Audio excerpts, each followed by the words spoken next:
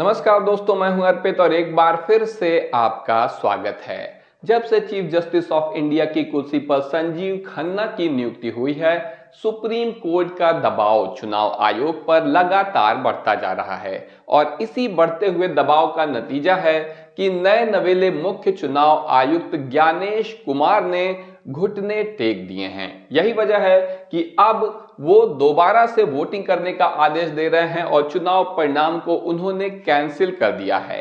स्पष्ट है कि राजीव कुमार जो सिस्टम बनाकर गए थे, वो सिस्टम ज्ञानेश कुमार से संभल नहीं रहा है, ये पूरी तरीके से फेल हो चुका है, जिसका परिणाम ये है कि अब हमें इस तरीके के नतीजे देखने को मिल रहे हैं, इस तरह की खबरें सामने आ रही हैं।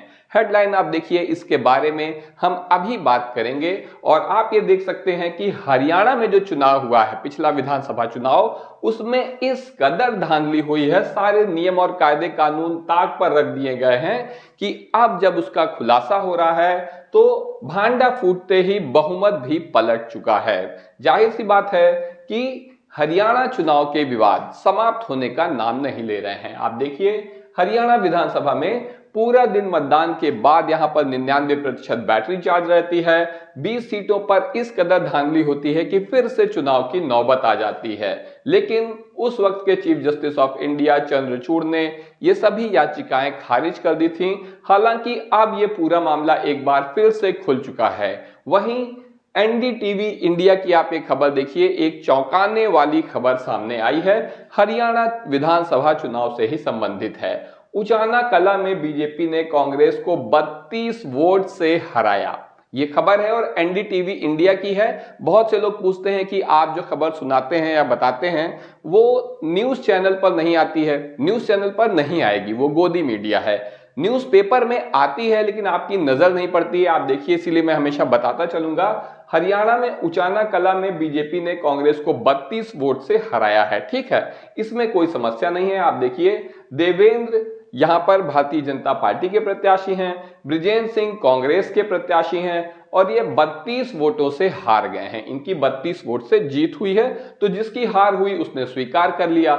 लेकिन अब खबर सामने आ रही है कि 32 वोट से जो हारे थे बृजेंद्र सिंह, अब 150 पोस्टल बैलेट जो हैं उसे चुनाव आयोग ने गिना ही नहीं था। 32 वोट से हारे और 150 पोस्टल बैलेट की गिनती ही नहीं हुई। अगर इनकी गिनती हुई होती तो सोचिए कि परिणाम में बदलाव भी हो सकता था, कोई भी जीत सकता था। पूरी खबर देखिए, यहां पर कह रहे हैं कि अगर अंतर हार जीत के अंतर से ज्यादा हो, जो कैंसिल वोट होते हैं, यदि उनका अंतर हार जीत के वोट से ज्यादा हो, यहां पर कैंसिल वोट 150 है और हार जीत का अंतर 32 है, तो गिनती खत्म होने के बाद उन सभी कैंसिल वोटों की दोबारा से जांच रिटर्निंग अधिकारी को मौके पर करनी होती है। लेकिन ऐसा किया नहीं गया। उन्होंने कहा है कि करीब 150 वोट इसलिए कैंसिल कर दिए गए क्योंकि लिफाफे के ऊपर जो स्कैनर लगा था उसकी स्कैनिंग नहीं हो पा रही थी, इसलिए वो रिजेक्ट के डिब्बे में डाली गई। जिन वोटों की स्कैनिंग नहीं होती तो उन पर लिफाफों को कैसे खोलना है, इसकी भी प्रक्रिया है, इसका भी नियम है, जो गिनती के दौरान नहीं की गई। लेकिन इन नियमों को फॉलो नहीं किया गया। उसी को लेकर अब ये मामला कोर्ट में पहुंच चुका है। तो आप देख रहे हैं कि किस तरीके के अजब गजब डिसीजन लिए जा रहे हैं चुनाव आयोग की तरफ से। और अगर आपको ये लग रहा है कि ये कोई छोटा मामला है, आप देखिए, इन 5 सीटों पर हार को भुला नहीं पा रही है कांग्रेस हरियाणा में, क्योंकि 2600 से भी कम रहा है वोटों का अंतर। कहीं पर 32 वोट से हार गए हैं तो कहीं 610 वोट से हार गए हैं। और 5 सीटें कितनी महत्वपूर्ण है आप देख सकते हैं।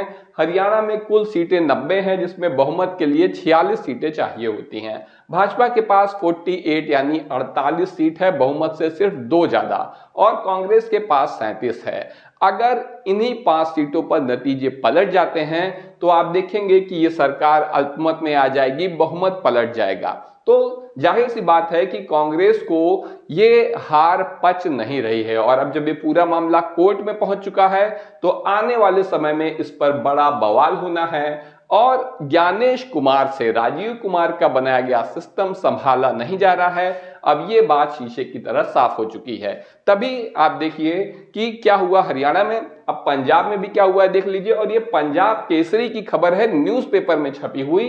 पंजाब में कल फिर से होगा मतदान, चुनाव आयोग ने जारी किए आदेश। तो क्यों जारी किए, इसको करने की क्या जरूरत थी? इसकी वजह यह है, ये बड़ा ही इंटरेस्टिंग मामला है कि भारतीय जनता पार्टी के प्रत्याशी का चुनाव चिन्ह गलत छपा हुआ था। ये पंजाब निकाय चुनाव की बात है और सुबह 9 बजे तक इन मतदान केंद्रों पर मतदान काफी ज्यादा हो गया था और गलत चुनाव चिन्ह छपा होने के बावजूद भाजपा के प्रत्याशी यहां पर सबसे ज्यादा वोट पाए। आप खुद सोचिए ऐसा कैसे मुमकिन है कि जहां कमल चुनाव चिन्ह मौजूद ही नहीं है वहां पर भी भाजपा ने सबको पीछे छोड़ा हुआ है। कमाल की बात है। और अगर आपको ये कमाल बहुत बड़ा लग रहा हो तो उससे भी बड़ा कमाल देख लीजिए। छत्तीसगढ़ पंचायत चुनाव, त्रिस्तरीय पंचायत चुनाव में बड़ा गड़बड़ झाला है। एनडीटीवी की ही खबर फिर से है, इसके मालिक अडानी हैं। आपको बता देते हैं 52 वोट पाने वाला हार गया और 24 वोट पाने वाला जीत गया। क्यों? क्योंकि यहां पर 52 वोट पाने वाले भारतीय जनता पार्टी के प्रत्याशी, माफ करिएगा, 52 वोट पाने वाले कांग्रेस के प्रत्याशी को हरा दिया गया और 24 वोट पाने वाले भाजपा के प्रत्याशी को जिता दिया गया। और सबसे खास बात यह है कि विजेता घोषित प्रत्याशी के बजाय हारे हुए प्रत्याशी को बाकायदा सर्टिफिकेट भी सौंप दिया गया। तो अब ये खबर जब सामने आ रही है तो बवाल होना लाजमी है और बुरी तरह से ज्ञानेश कुमार फंस चुके हैं। और इस बार ऐसा लग रहा है कि इनके बॉस भी इन्हें बचा नहीं पाएंगे। मुझे तो ये लगता है कि बचाना चाहेंगे भी नहीं कि ये कैसे आदमी को यहाँ पर हमने बैठा दिया है, रोज नया बखेड़ा खड़ा किए रहता है। वहीं पश्चिम बंगाल में जहां 2026 में विधानसभा चुनाव होने हैं, यहां पर भी बवाल शुरू हो गया है। ममता बनर्जी का दावा है कि बीजेपी वोटर लिस्ट में हेराफेरी कर रही है। 2 एजेंसियों को हायर किया गया है ईपीआईसी नंबर में धांधली करके फर्जी वोटर लिस्ट तैयार करने के लिए। आप देखिए, और यहां पर दावा यह है, ममता बनर्जी की तरफ से कहा गया है कि ये जो ईपीआईसी नंबर हैं इनका गलत इस्तेमाल किया जा रहा है। हर वोटर आईडी पर एक ईपीआईसी नंबर होता है जो कि आधार कार्ड की तरह या पैन कार्ड की तरह, मोबाइल नंबर की तरह एक यूनिक नंबर है। लेकिन अब चुनाव आयोग ने यहां पर जवाब दिया है क्योंकि डायरेक्ट ज्ञानेश कुमार को टारगेट किया गया था और उनका कहना है कि एक जैसा ईपीआईसी नंबर का मतलब डुप्लीकेट मतदाता नहीं है, यानी कि एक से अधिक मतदाताओं का एक ही ईपीआईसी नंबर हो सकता है, ये कोई यूनिक नंबर नहीं है, ऐसा ज्ञानेश कुमार ने कहा है बाकायदा प्रेस रिलीज जारी करके। लेकिन अब आप देखिए चुनाव आयोग की ही एक ट्वीट सामने आ गई है, 2019 की ये ट्वीट है जिसमें अपनी पीठ ठोक रहा है चुनाव आयोग, बता रहा है कि एवरी ईपीआईसी और elector photo identity card has a unique EPIC number. ध्यान दीजिए, unique EPIC number which can be used to check one's name in the electoral roll. तो जाहिर सी बात है कि खुद चुनाव आयोग कह रहा है कि ईपीआईसी नंबर यूनिक होता है, लेकिन मुख्य निर्वाचन आयुक्त कह रहे हैं कि ये कोई यूनिक नंबर नहीं है। या तो तब झूठ बोला जा रहा था या तो अब झूठ बोला जा रहा है और राजीव कुमार का फैलाया रायता कोई समेट नहीं पा रहा। ऐसे में खुद प्रधानमंत्री की प्रतिष्ठा भी साख पर है और उनके चाणक्य की प्रतिष्ठा भी साख पर है। इस पूरे मामले में आपका क्या कहना है कमेंट करके जरूर बताएं। वीडियो को लाइक करिए, चैनल को सब्सक्राइब करिए और अपने दोस्तों के साथ शेयर करना ना भूलिए। धन्यवाद।